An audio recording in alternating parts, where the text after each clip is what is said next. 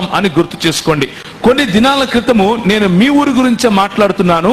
మీకు ఇష్టం లేకపోతే చెవులు మూసుకోండి, కానీ ఇది సత్యము, చెప్పి తీరుతాను. కొన్ని దినాల క్రితం యూట్యూబ్లో ఒక వీడియో చూశాను.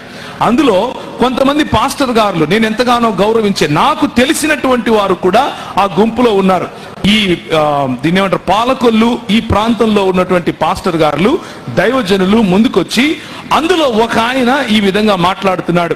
ఫలానా పెద్ద సేవకుడు అని చెప్పుకునే ఆయన మా ఊరికి వచ్చి ఒక స్క్రీన్ పెట్టి వాక్యం చెప్తాడంట.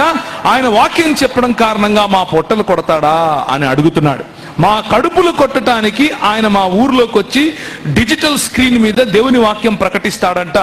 ఇందుకు నేను ఆయన్ను వ్యతిరేకిస్తున్నాను, ఆయనకు విరోధంగా నేను నా నిరసనను ప్రకటన చేస్తున్నాను అని చెప్పి ఒక 5-6 మంది, ఒక 10 మంది ఇచ్చిన ఇంటర్వ్యూలో ఇద్దరు ఇచ్చినటువంటి ఇంటర్వ్యూలో ఆ ఇద్దరు ఇదే మాట చెప్పారు, మా కడుపులు కొడుతున్నారు. ఏం చెప్పాలనుకుంటున్నాం మనము?